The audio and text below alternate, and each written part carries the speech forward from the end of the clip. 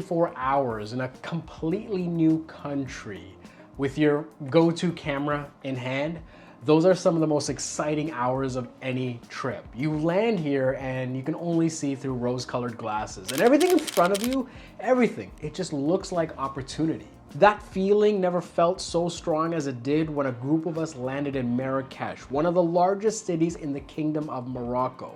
Known for its pastel structures against rich blue skies and a maze-like Medina overflowing with scents and textures, there is no surprise why a city like this remains on the bucket list for many kinds of creators. Here's the thing though, and no YouTuber ever mentions this publicly, Marrakech is one of the most unforgiving photography destinations in the world.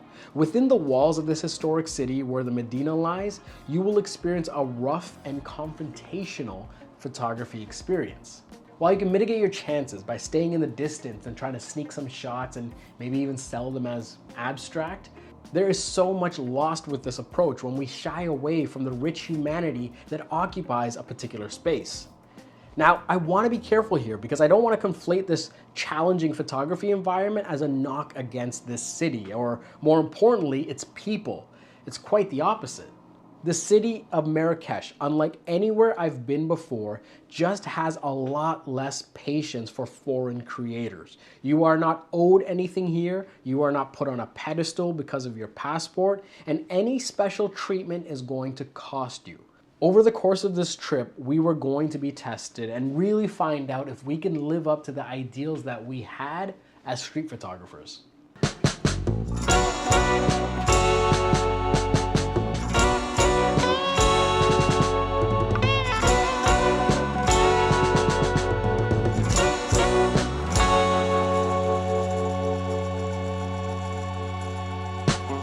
Look, it definitely destroys your confidence for sure. The first day that we were here, we were just like a wrecking ball on the streets, you know what I mean? We had all of our cameras out, we were photographing everything. We also drew a ton of attention to ourselves. And we just weren't thinking about what we were doing, and that's like the best place to be, right? I'm not always there. I'm more of a, I don't want to say like a sensitive street photographer, but like part of what I love about photography is paying attention to what's happening with the people. It's not just about composing pretty images. I'm listening to the streets. I'm like trying to establish some type of emotional connection to what's going on.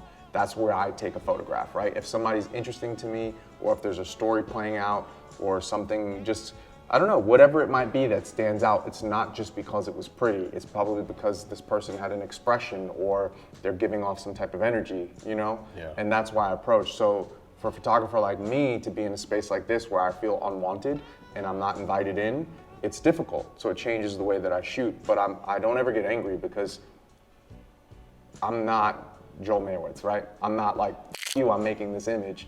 That's great. That's a cool attitude to have. It's not who I am. Right. You know, it doesn't ruin the image if somebody's mad, but it makes me think about what it means for me to come to a foreign place and just take an image. Like, I'm not, you know what I mean? Like, to me, that's kind of, I get why people are upset. Yeah. It's totally fine. Even in New York City, I understand. It's like, I'm nobody walking up to you and taking a picture. Yeah. Like, of course somebody's gonna be mad, and it would be ridiculous to assume that no one should be, or to be upset that somebody is mad. Like, come on, you know what I mean? Yeah. So I just go with the flow, you know what I mean? And if I can get good photos, and I do, then anybody can, right? Yeah. Whenever I travel, I always want to document the experience so that it feels like you could see through my eyes in a weird way. And this is really summing up what street photography is for me, to sort of see humanity through my eyes. Not necessarily see a truth, just see it through my perspective. This is a hard thing to do. But over the years and over the trips and even over the cameras, I have a bit of a process, and it starts off with me trying to catch my bearings as soon as I land. Morocco, and I guess more specifically Marrakech, it'll bombard your senses right away with its open ceiling riads and its rich mint teas. There's so much going on in this place. While this is happening, I'm trying to hone in for just a moment even on all these different senses. Where's that sound coming from? Where is that, smell coming from? Where is that reflection of color coming from? Just moving between these things that permeate the subconscious, even if it's just a little bit.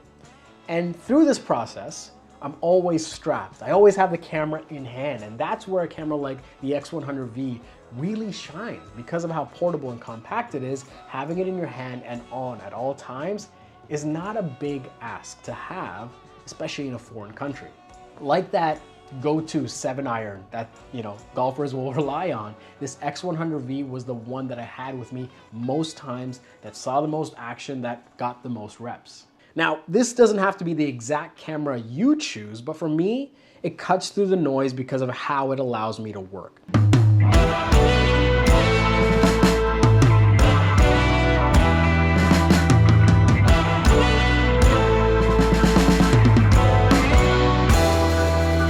Within the Medina of Marrakech, as you navigate the streets with a camera in your hand, you become the focal point, and there are two things that you will encounter that'll shape your street photography in this city. First, just about every male that doesn't have his hands tied to a job in this specific Medina will approach you and quickly try to befriend you with the hope of being your guide to the city, at least for the day. Through a series of strict crackdowns on violent crime and theft, the people in this specific place have found a loophole through feigned kindness. They'll look to win you over with the hope of showing you a part of the city, taking you on this winding journey passed on from one person to another person, where even the world's best GPS will throw his hands up in confusion. At the end of this journey, you will likely find yourself in a tannery of some kind and be asked for compensation over and over again. Now, this type of scam is pretty harmless. It's seen in many countries. The difference is I've never seen it dominate a specific area as much as I've seen it here. At every corner, every turn, we were approached by any person that wasn't tied to some sort of job they were doing.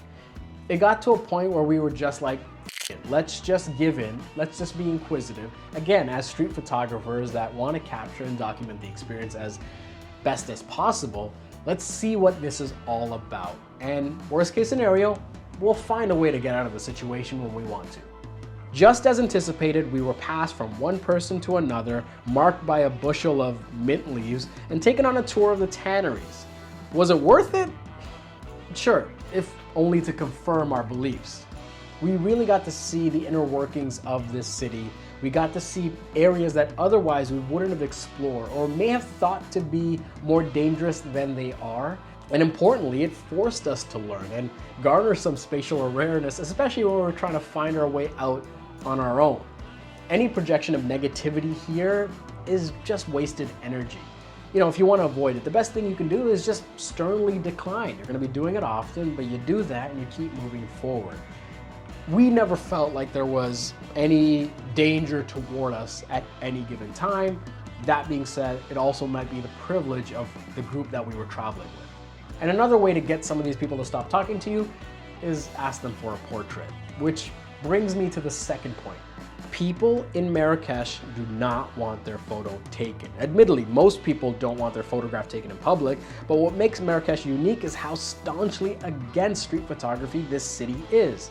You will have people wave you down, block your lens, and in several instances confront you aggressively to not only stop you, but challenge you to the point that you never want to pick up your camera and take a picture in public again.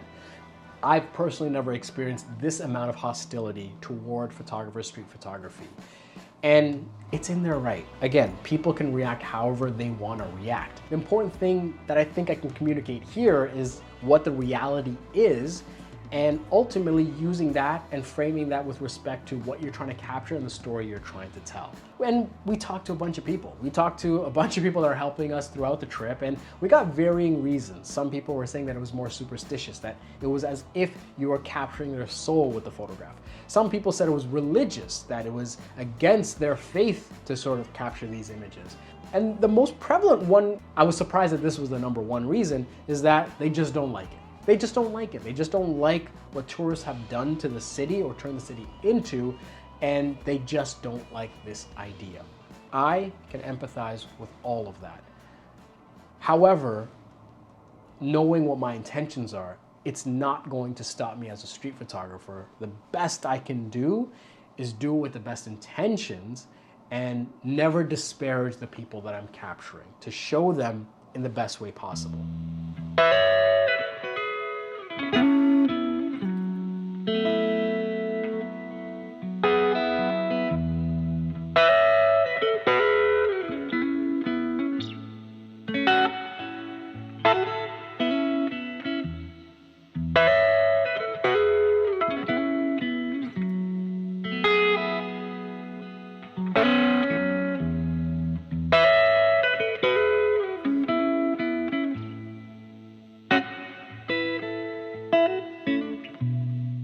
Switching gears, with respect to actually creating great images, my tips for you with respect to the city is try to find a place to stay inside the Medina.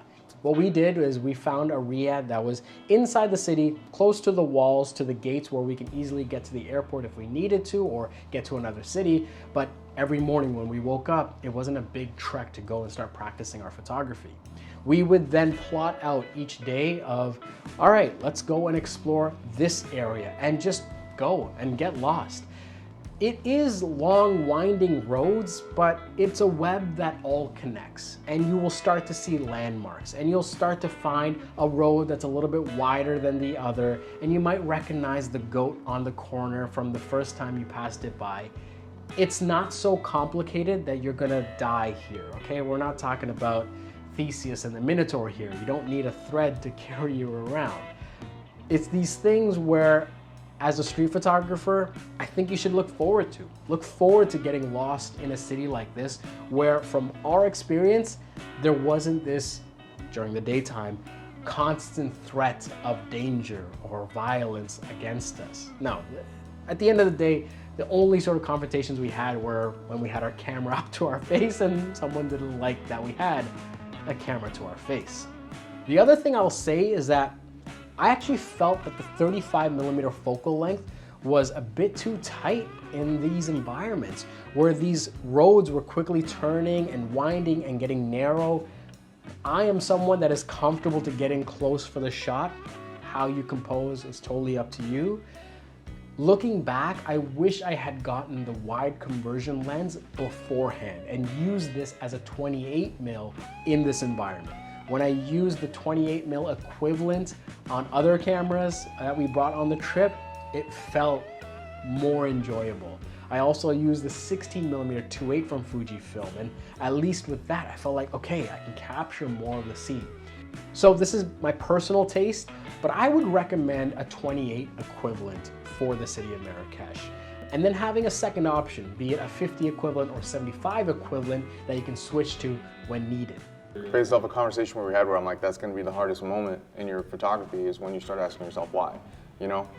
Again, I'm not trying to shit on anything, but like anybody can take a pretty image, but like taking an image that actually means something to you, that you can look at and say, well, this is what this photo represents and this is why I took it, is a very hard thing, you know? And then eventually being like, this is all I want to take photos of, you know? And I'm not saying it has to be some like political statement or anything like that, but like for me, walking around in New York City and just taking ironic images, it was cool at first, or like, you know, some silhouetted stuff, that was great, but like it didn't mean anything. Then when I went to India and I took these really beautiful images and I connected with people out there and I, you know, I had chai with them and like it felt like something. And then I traveled to the desert and photographed, you know, these people that were helping save immigrants that were trying to cross the border that got lost, you know, like, that was a meaningful moment for me. So as you move past those steps and you keep taking images that have some intention to them, it's hard to go back and shoot without intention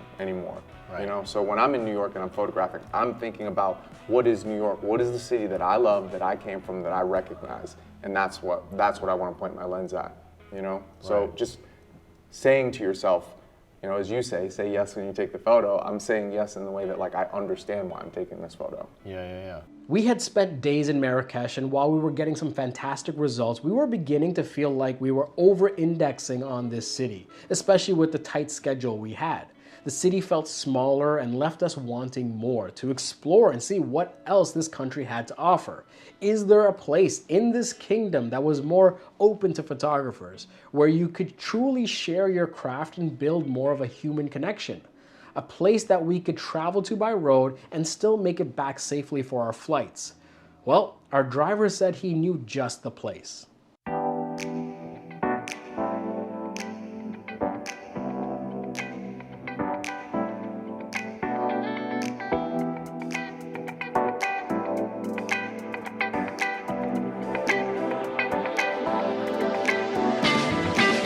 Essaouira is a port city about 2 hours west of Marrakech. This small town has been featured in several big budget productions like Game of Thrones and offered a very different look and climate that we got used to in the days prior. What stood out immediately was how different the reception was here to street photographers. Most individuals here, they took an appreciation to our curiosity. We could hang around and linger and communicate and in some roundabout way have this more human exchange. It was beautiful. It was things that I missed from my travels that happened prior to the pandemic. It was f***ing great. I had my go-to camera with me and this city was just waiting there like an open book to be explored.